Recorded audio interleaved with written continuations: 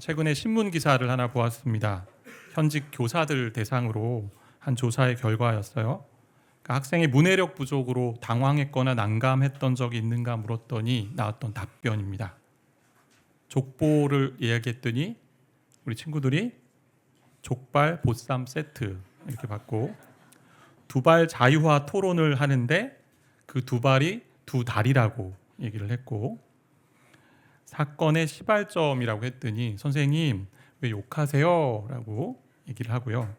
세로로 서 있는데 왜 가로등이죠? 라는 물음과, 그리고 체험 학습 일정 중에 보통 중식이라고 들어있지 않습니까? 중식을 써놓았더니 선생님 오늘 짜장면 먹나요? 이렇게 물었다는 거예요. 그래서 문해력이 저하된 초등학생, 중학생, 고등학생들의 이제 모습이었습니다. 제가 이걸 보면서 성도들의 성경 문해력은 어떻게 될까 하는 그런 고민을 좀 해보게 되었는데요. 신학 용어가 좀 있고요, 교리 용어가 있습니다. 그런 것들을 제시하면 약간 무겁다라고 하시는 분들이 계세요. 우리가 대표적으로 알고 있는 속죄도 그렇고 대속이라는 단어도 그렇고 삼위일체, 또 조금 더 나가면 경륜, 예정, 되게 어려워하는 단어로 여겨집니다. 그런 기본적인 교리의 개념과 단어가 정리되어 있지 않으면 안타깝게도 성경 이야기가 잘 와닿지 않고 이해하는 데 어려움이 있기도 해요. 목회자 편에서는 알아듣기 쉬운 말로 설교를 해야 되는 것도 있고, 또한 현대인들의 상황에 맞게 전해야 되는 그런 부분들도 있습니다. 그런데 신앙생활 하는 데 있어서 신학 용어, 그리고 신앙의 용어, 또 교리의 이 용어들을 알면 너무나 도움이 많이 되는 거죠. 그 중에 하나가 이미와 아직이라는 용어예요. 이 단어는 여러분의 평생의 신앙생활에 꼭 새겨야 할 단어라고 할 수 있는데, 예수님이 이 땅에 오셔서 복음을 전하시고 하나님 나라를 선포하셨습니다. 그래서 하나님 나라가 이미 왔어요. 그 나라의 맛보기를 보여주는 것이 예수님이 복음서에서 여러 가지 행했던 기적들과 사역의 모습들이었습니다. 병든 자를 고치셨고, 굶주린 자를 먹이셨고, 상처 입은 자를 치유하셨습니다. 무엇보다도 죄의 굴레 가운데 있는 백성들을 십자가로 구원해 주셔서 하나님 나라로 초대하셨습니다. 근데 그 나라가 아직 완성되지 않았어요. 그러게 우리는 이미와 아직 가운데, 이 중간 가운데 있는 거죠. 그래서 육신의 몸으로 저와 여러분이 죄와 싸우는 부분이 있고, 사탄이 유혹해서 사단님으로부터 자꾸 멀어지게 하는 일들이 있습니다. 그래서 육신의 죽음, 그리고 혹은 예수님의 재림 때나 이루어지는 그 완전한 성화를 소망하며 걸어간다라는 거죠. 남미의 목회자 한 분이 이런 이야기 하셨어요. 교회는 유람선이 아니고 전투합니다. 군함이다. 교회는 유람선, 그러니까 뱃놀이하는 유람선이 아니고 전투하는 전투함, 군함인데, 오늘날 교회와 성도가 가나안에 이미 들어왔지만 아직 완성되지 않은 그런 땅을 살고 있기 때문에 전투하는 성도이고 전투하는 교회라고 할 수 있습니다. 근데 그런 영적인 전쟁과 함께 죄의 종로를 타고 있는 사람들을 건져내는, 싸워서 건져내는 그런 영적인 구조선의 역할도 하고 있다는 거예요. 이런 점에서 여호수아서 말씀을 본다면 하나님이 주신 가나안 땅을 취하러 가는 이 정복 과정들이 영적 전투인 것으로 우리는 볼 수 있어요. 그래서 참 안식을 전하는, 그래서 영혼을 구원하는 일들이 그 안에 들어있다고 할 수 있습니다. 하나님이 여호수아에게 요단을 건너서 가나안 땅으로 건너가라고 말씀하셨어요. 명령하셨어요. 그럼 어떻게 이 말씀에 순종하는 게 좋을까요? 오늘 그 순종에 대한 얘기를 좀 다루고 싶은데 한 3가지 정도로만 보면 좋을 것 같아요. 첫 번째는 거룩한 신속함으로 좀 했으면 좋겠다. 하나님께서 모든 백성과 더불어 일어나 요단강을 건너 약속의 땅 가나안 땅으로 들어가라고 말씀하셨습니다. 그랬더니 여호수아가 이렇게 반응해요. 10절 말씀 보니까 이에 여호수아가 그 백성의 관리들에게 명령하여 이르되 라고 되어 있어요. 그래서 이에라는 단어가 중요한 단어라고 할 수 있는데, 하나님께서 명령하신 것을 순종하는데 즉각적으로 이행합니다. 하나님 주신 명령에 따라 관리들에게 이야기하고 3일 안에 요단강을 건너갈 것이니 양식을 준비하라라고 이야기합니다. 철이 뜨거울 때 내리치라라는 속담 있지 않습니까? 하나님 말씀이 주어졌어요. 그리고 성령께서 움직이세요. 그러면 바로 순종해야죠. 요단강을 건너가는 것이 그렇게 쉬운 일은 아니에요. 200만이라는 대열을 데리고 가야 되고, 그리고 요단강 건너가면 그 원주민들은 악랄하고 포악한 원주민입니다. 게다가 안악 자손, 좀 거인도 있었다라고 기록하고 있기 때문에. 근데 여호수아는 흔들리지 않습니다. 요단을 어떻게 건너야 할까 골머리를 앓지 않고 핑계거리도 찾지 않습니다. 그냥 하나님 주신 말씀에 즉각적으로 신속하게 순종합니다. 저와 여러분의 인생 가운데 요단강을 건너는 일들이 종종 있을 겁니다. 그 중에 대표적인 것이 하나님이 주신 사명과 소명, 부르심의 자리일 거예요. 때로는 가정과 직장과 또 학교, 공동체 여러 상황 속에 건너야 할 강들이 있을 겁니다. 무엇보다 하나님이 세우신 이 교회가 이 세상 속에서 요단강을 건너야 할 때가 있어요. 그때 하나님이 함께 하신다. 또 하나님이 우리에게 이미 이 땅을 주셨기 때문에 이 땅을 취하러 간다라는 그 약속의 말씀을 믿고 나아가야 되는 거죠. 적극적으로, 즉각적으로. 우리 인생을 보면, 저와 여러분의 인생을 보면 죄를 짓는 데에는 너무나 신속한데 순종하는 데는 너무 더딘 게 아니라는 생각이 들어요. 우리 찰스 스펄전 목사님 이렇게 말씀하시는데, 우리는 황급히 죄를 짓는 경우가 많다. 오, 안타까운 죄. 그 표현이요. 오, 하나님께 순종하는 일에 그보다 더 신속하다면 얼마나 좋을까? 하나님께 순종하는 일에 신속하다면 얼마나 좋을까? 그러면서 앞으로 3일간 양식을 준비하라라고 이렇게 하나님 말씀하셨어요. 전쟁 준비가 아니었습니다. 그리고 강을 건너야 되면 배를 준비해야 되는데 배를 준비하라는 것도 아니었습니다. 양식, 최소한의 보급품이요. 생명을 위해 중요한 것입니다. 저와 여러분이 오늘 이 땅을 살아가면서 영적인 전투와 있는 이 땅을 살아가면서 어떠한 양식을 준비해야 될까요? 어떤 양식을 준비하며 나아가야 될까요? 예수님 믿은 분들은 이미 하나님 나라를 경험했죠. 그러나 아직 완성되지 않는, 안식이 아직 완성되지 않는 이 나라에 살고 있기 때문에 영적인 양식을 날마다 준비해야 되는 거죠. 우리가 알고 있는 영적인 양식, 대표적으로 뭐가 있을까요? 하나님 주시는 영적인 양식으로 말씀이 있고, 또 하나님 의지하는 기도가 있고요. 그리고 하나님의 함께하심, 임재를 체험하는 예배, 찬양, 여러 가지 것들이 많이 있습니다. 그런 양식으로 채우지 않으면 우리 앞에 있는 요단강을 건너가기가 쉽지 않다라는 말씀이에요. 이번 주 화요일부터 우리 함께 기도하는 시간을 가지게 되거든요. 광고 타임입니다. 이 시간 통해 정말 저는 저와 여러분이 영적인 양식을 얻는 습관을 쌓아가는 시간이 되었으면 좋겠어요. 그리고 하나님의 말씀이고 성령께서 마음에 움직이시면 기도의 자리 참여하셔야 됩니다. 그런 가운데 예수님의 거룩한 습관을 본받는 자리가 될 거고요. 또 하나님을 의지하는 자리가 됩니다. 그렇게 살지 않으면 우리 앞에 있는 사명의 자리나 소명의 자리, 걸어가는 자리, 그리고 요단강 건너갈 수 없다라는 거죠. 두 번째는 먼저 받은 자의 섬김의 마음으로 우리가 순종하면 좋겠다 싶은데, 12절부터 나오는 이야기가 있어요. 12절, 13절, 14절, 15절 이렇게 쭉 나오는 이야기. 이야기는 여호수아가 루벤, 갓, 루벤 지파, 갓 지파, 그리고 므낫세 반 지파. 므낫세 반 지파라는 얘기는 므낫세 지파를 두 개로 나눠서 반 정도 되는 숫자로. 그래서 정확하게는 두 지파 반이지만 오늘 설교할 때는 좀 평이하게 이야기하고 싶어서 세 지파라고 얘기할게요. 이 세 지파에게 명령하는 거죠.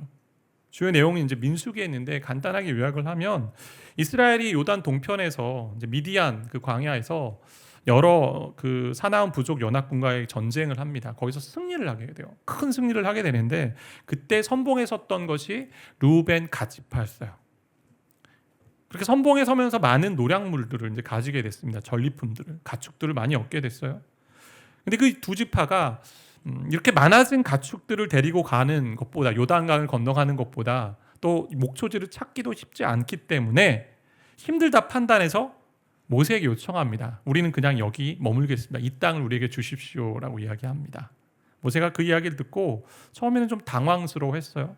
근데 서로 소통하고 이야기하면서 함께 약속을 하게 됩니다. 그렇다면 너희가 이미 안식을 얻었다면, 요단 동편, 요단강을 건너기 전이니까 이 동편에서 얻었다면 세 지파에게 너희가 이제 요단을 건너 우리 다른 9지파가 들어갈 때 너희가 선봉에서 하라, 무장해서.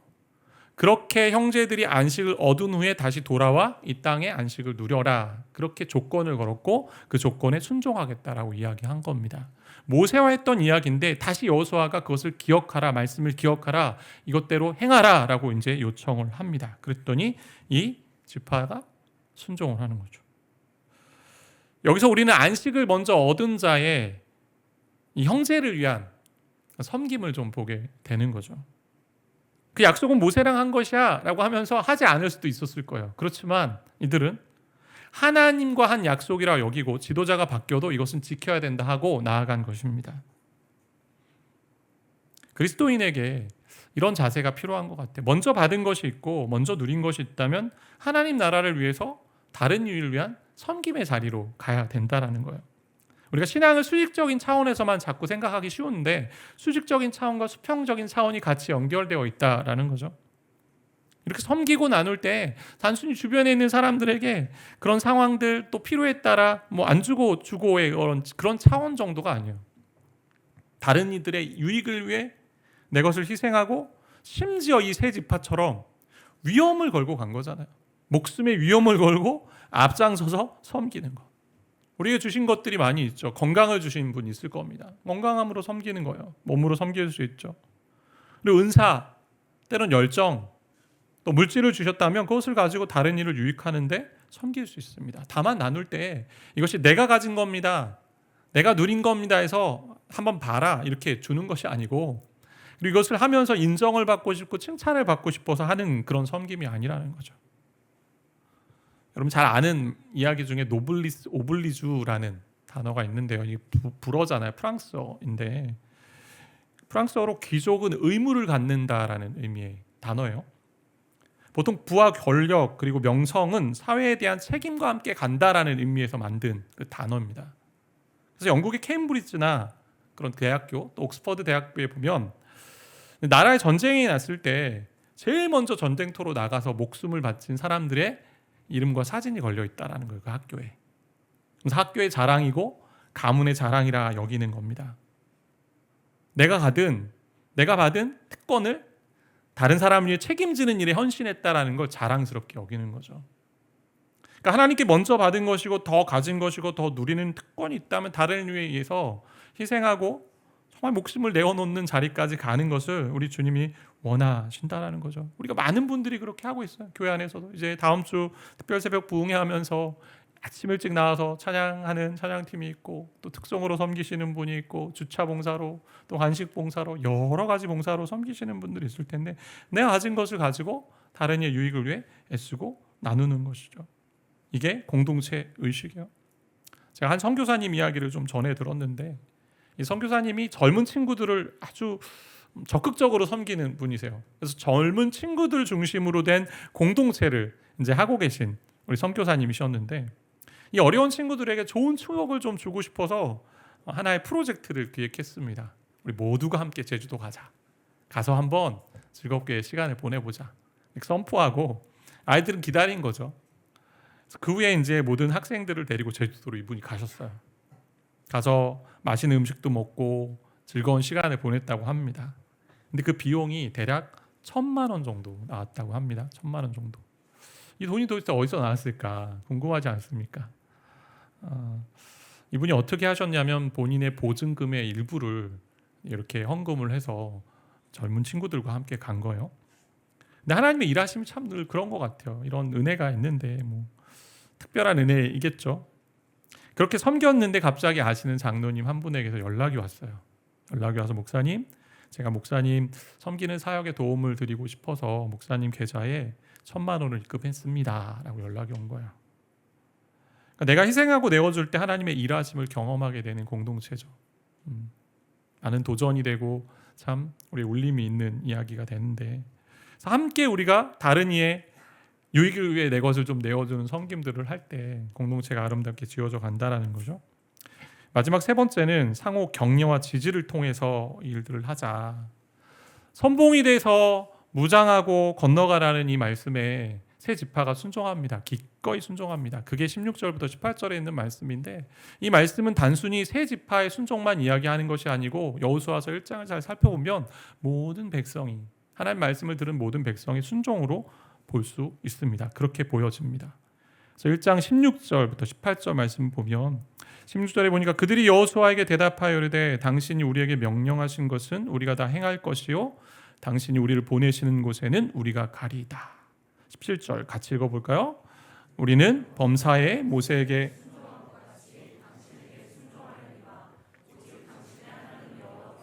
모세와 함께 계시던 것 같이 당신과 함께 계시기를 원하나이다. 18절 누구든지 당신의 명령을 거역하며 당신의 말씀을 순종하지 아니하는 자는 죽임을 당하리니 오직 강하고 담대하소서. 이 세 절에 보면 원어로 보면 모든이라는 이 단어들이 좀 많이 나와요. 우리가 다 행할 것이요. 그리고 당신이 우리를 보내는 어디든지라는 단어고, 범사에라는 얘기는 모든 일에, 그리고 누구든지라는 얘기는 모두가 다 하겠다. 이런 단어를 쓰면서 확실한 순종을 이들이 표현하는 것이죠. 그러면서 여호수아의 지도력을 인정합니다. 제가 이 말씀을 보면서 지난 금요일에도 잠깐 나누긴 했는데 못 오신 분들이 계셔서 좀 나눠보면 이 원리를 좀 도식화할 수 있을 것 같아요. 1장에 나온 이 원리를 도표를 좀 띄워주시면 하나님, 여호수아, 백성 이런 원리입니다. 근데 하나님이 여호수아에게 말씀하세요. 명령이죠. 명령하세요. 그러면 여호수아가 그 말씀에 반응합니다. 어떻게 반응하죠? 순종하거나 때로 하나님께 간구하거나 요청합니다. 그렇게 여호수아가 들은 말씀을 여호수아는 백성들에게 말씀을 전합니다. 명령하죠. 그러면 백성들이 그 말씀에 대해 반응해야죠. 순종하고 또 기도하고. 이게 서로 말씀을 따라 지지하고 순종하는 원리인데, 근데 도표 두 번째를 보시면 지도자인 여호수아가 하나님의 말씀에 불순종하면, 또 세 번째 도표 보시면 여호수아가 전한 말씀, 지도자에게 전한 말씀을 백성에게 전했는데 백성이 불순종하면, 이 둘 중에 어느 한쪽이 불순종으로 이루어지면 정복 전쟁에서 패하거나 문제가 일어납니다. 대표적으로 볼 수 있는 게 여호수아서 보면 여호수아와 지도자들이 하나님께 묻지 않고 거짓말에서 온 기브온 족속을 멸절하지 않는 일들이 나타납니다. 하나님께 묻지 않고 반응하지 않은 거죠. 순종하지 않는 하나님의 말씀에 따라. 백성의 측면에서 보면 아이성 전투에 패한 아간의 사건이 있는데, 여리고성을 다 무너뜨리고 나서 거기 있는 것을 다 취하지 말고 하나님께 드려라, 불사르거나. 근데 한 백성 한 명, 아간이 자기 것을 잠시 취합니다. 탐이 나서. 그러고 나서 패배하게 되거든요. 이 원리가 이제 하나님의 말씀을 전하고 나누는 공동체 안에 있는 원리라고 할 수 있어요. 순종의 원리겠죠. 이게 오늘날 교회 공동체와 가정 공동체, 직장의 공동체, 일터의 공동체에도 적용되는 원리라고 볼 수 있습니다.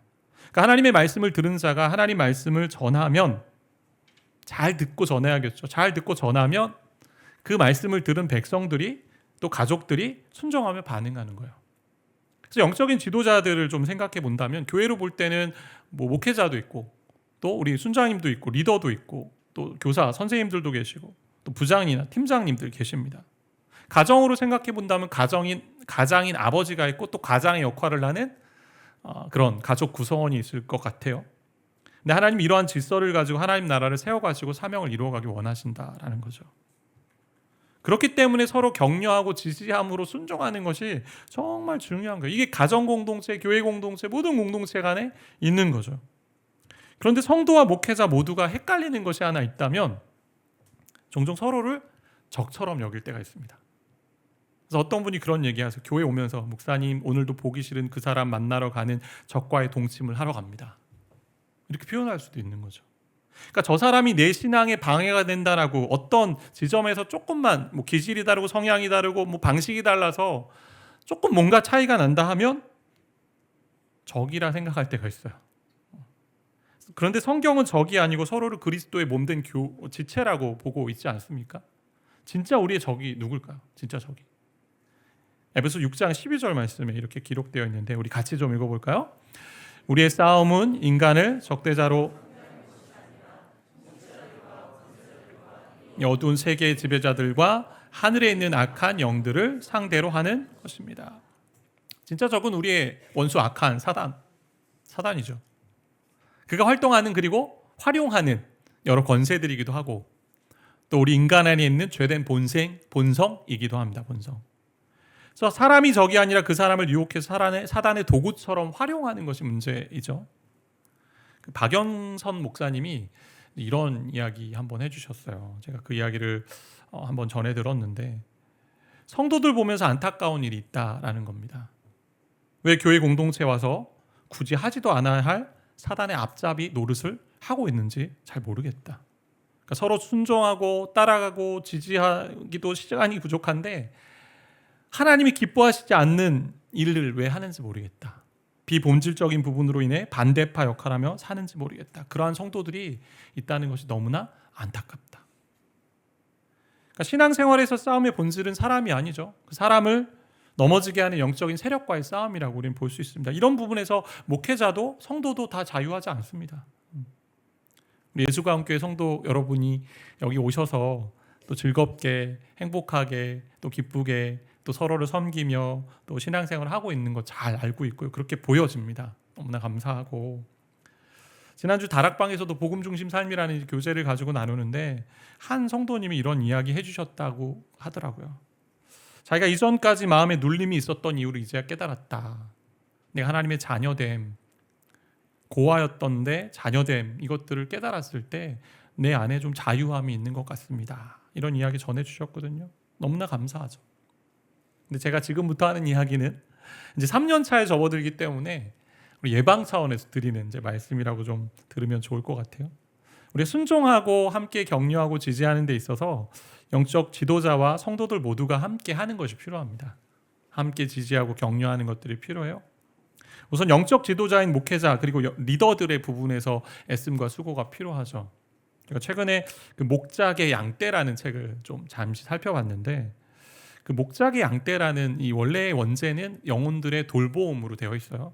근데 우리나라에 번역을 하면서 더 기억시키고 싶어서 목자의 양떼라고 이렇게 이제 책의 제목을 붙였는데요. 그 안에 이런 얘기가 있어요. 목회자를 이렇게 비유합니다. 이 저자가 한 방송 프로에서 그 목자들과 그들의 목양견이 있죠. 양떼를 인도하는 이렇게 치는 그 목양견들 있지 않습니까?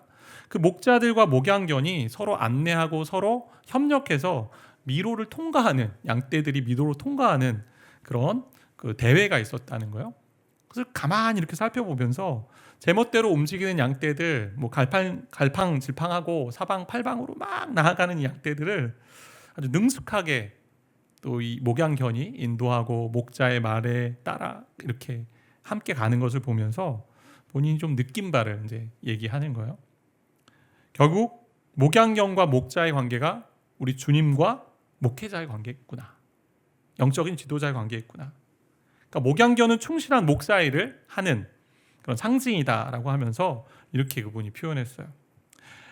한쪽 귀는 목자의 음성을 맞추고 목양견에게 하는 얘기예요. 다른 쪽 귀는 주의 깊게 양떼에 맞추어야 한다.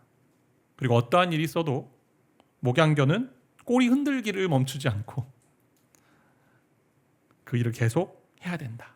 실제로 목양견들이 힘들어 보이지만 계속 꼬리를 흔들며 그 일을 하고 있었다라는 것을 이야기하는 걸 제가 보았는데요. 그러기에 목양견으로 있는 영적인 지도자들이 있죠. 저와 같은 지도자가 있고 또 영혼들을 또 인도하는 많은 영적 지도자들이 있는데 그분들이 애를 써야겠죠. 저와 함께. 히브리서 말씀에 있는 것처럼 영혼을 돌보고 또 그 영혼을 하나님 앞에 보고할 자로 있기 때문에 저에게 적용해 보면 더욱 말씀을 잘 듣는 그런 입장이 있어야 될 것 같고 또 성도들의 이야기도 잘 들어야 되는 입장이 있을 것 같고 그리고 말씀과 복음에 따라 목양하되 참 하나님이 원하시는 자리까지 가야겠다. 그것을 저는 목표로 삼은 게 경건한 어른이었어요. 내가 좀 어른이 돼야겠다. 어린이가 아니라 어른이 돼서 목양을 해야겠다. 선배 목사님들이 해주셨던 이야기가 있어요. 목회 사역이 뭡니까? 라고 할 때 그분들이 공통적으로 하는 얘기가 다 이 얘기예요. 영혼을 사랑하는 겁니다. 사랑을 사랑하는 겁니다. 더 성숙해진 사랑으로 내가 목양견이 되고 영원한 어린이 돼야겠다라는 그런 소망을 가지게 되는 것 같아요. 그럼 제가 부탁드리는 것은 저와 영적인 리더들이 복음에 반대되거나 때로는 죄를 짓는 것을 유도하지 않는다면 우리가 다 성장하는 사람들이잖아요. 그렇기 때문에 때로는 기질이나 성향이나 방식의 차이가 좀 나타날 수 있습니다. 근데 그 비본질적인 부분 때문에 마음 어려워하지 말고 본질에 따라 순종하는 그런 모든 성도가 되기를 바라는 거죠. 이찬수 목사님이라는 모세 뒤에 여호수아가 된 사람이 접니다. 분당 우리 교회에서 오신 분들을 보면 참 감사하다는 마음이 좀 많이 생기는데 늘 감사하고 무엇보다 오랜 시간 이제 순장님으로 섬기다 오신 분들 보면서 20년이 넘게 단독 목회, 담임 목회 하신 그 이찬수 목사님과 이제 막 초보 담임 목사로 걸어가고 있는 저의 모습을 보면서 얼마나 비교가 될까, 그런 생각 해보게 되거든요. 그럼에도 많이 격려해 주시고요. 그리고 많이 묵묵히 정말 알아주지도 않는 그 자리 들어가서 섬기시는 많은 순장님들, 많은 또 성도님들 계셨어요. 그래서 너무나 감사해요. 그리고 절대 오해하지 마세요. 제가 비교하지 않습니다. 저는 이제는 그분은 모세고 저는 여호수아예요. 여호수아의 역할 또 따로 있는 거예요. 그리고 여기저기에서 교회가 세워지길 기도하며 오신 분들 있습니다. 근데 그분들도 이전에 존경하는 목회자가 있을 것 같아요. 이전에 만났던 그런 존경하는 목회자와 저를 비교하기 쉬울 것 같아요. 때로는. 그런데 하나님이 세우신 자리에 제가 여러분의 목양자로 서 있다라는 거죠. 그러니까 본질적인 부분이나 복음의 배반, 벗어난 이야기를 한다면, 또 복음에 위배되는 태도로 제가 목양 사역을 하고 있다라면 여러분 이야기해 주십시오. 저도 들을 거예요. 그리고 성경의 근거에서 함께 나누고, 그리고 정말 따뜻한 말로 서로 지지하고 격려할 때 아름다운 공동체가 세워져 갈 줄 믿습니다. 히브리서 13장 17절에 그 뒷구절에 이런 말씀이 있어요. 그들로 하여금, 즉 영적 지도자, 가르치는 자, 앞장선 자를 하여금 즐거움으로 일을 하게 해라. 근심으로 하게 하지 말라. 왜? 너에게 유익이 안 된다. 기쁨으로 할 수 있도록. 지금도 너무 잘하고 계신데 우리 성도님들이 목회자에게 주신 하나님의 영적인 센스가 좀 있는 것 같아요. 저 담임 목회가 되면서 부교육자 때 몰랐던 것들을 이제 많이 경험하게 되는데, 성도님들보다 교회에 대해서 더 많이 고민하고 그리고 교회 전체의 그림을 보게 하시는 것 같아요. 그러한 그룹이 사역자고 또 영적 지도자들입니다. 그래서 본질이 아니면 함께 순종하고 지지하고 나아가는 것이죠. 비본질적인 부분은 좀 내어놓고 본질적인 부분에 함께 순종하고 지지하고 나아가는 것이 이 땅에서 전투하며 하나님 나라를 세워가는 길입니다. 그게 요단강을 건너가는 순종입니다. 저와 함께 사역자들이 최선을 다하고 있어요. 많이 기도해 주시고, 특별히 지금 사역자가 비어있는 부분인데 사역자 성빙원에서 기도하고 있어요. 사람도 만나고 있고 한데 좀 좋은 분이 또 오실 수 있도록 우리 예온 키즈 기도해 주시길 바라고요. 그리고 리더들인 순장님, 부장님, 선생님, 교사분들 지금도 애써서 헌신하고 계십니다.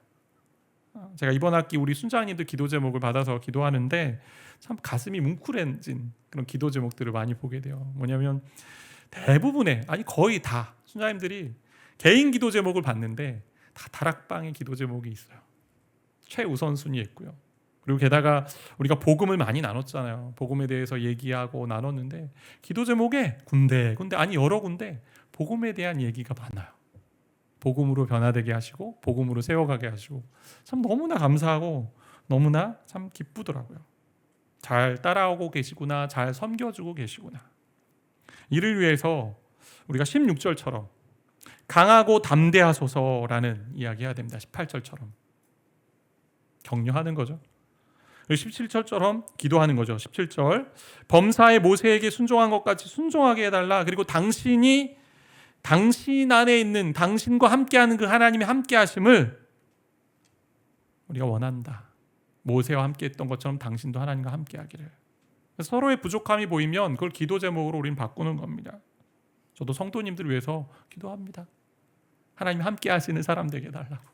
항상 하나님이 함께하는 인생이 되게 해달라고. 그렇게 함께 지지하고 격려할 때 이 공동체가, 하나님이 주신 이 공동체, 이 땅에서 하나님의 영적인 전투해야 되잖아. 영혼을 또 구원해야 하잖아. 그 일들 감당하게 될 줄 믿습니다. 이 말씀을 묵상하면서 마지막 한 가지 보게 되는데, 이와 같은 즉각적인 순종과 다른 사람을 섬기기에 자기 것을 내어놓는 희생, 그리고 상호 지지하고 격려하는 이 모습을 저는 보면서 우리 예수님을 더 떠올리게 되었습니다. 모세보다 그리고 여호수아보다 더 뛰어난 영적인 리더인 예수 그리스도를 우리는 보게 됩니다. 인간 여호수아는 정복 전쟁을 완벽하게 마무리하지 못했습니다. 그리고 다른 다 했던 백성들도 끝까지 순종하지 못했어요. 하지만 우리 주님은 실패하지 않는 온전한 리더로 저와 여러분을 이끌고 계십니다. 그분이 온전한 리더이고 또 온전한 하나님의 말씀에 순종하는 따름이에요. 우리가 그 예수를 바라보면서 함께 지지하고 격려하고 내 것을 내어주는 섬김을 할 때 이 땅에서 우리가 많은 요단강을 또 건너갈 것이고, 그리고 이 땅에 많은 사람들을 안식으로 초대하는 일들 우리 하게 될 텐데, 그 일들을 기쁨으로 감당하게 될 줄 믿습니다. 그런 은혜가 저 여러분 가운데 있기를 바라고 축복합니다.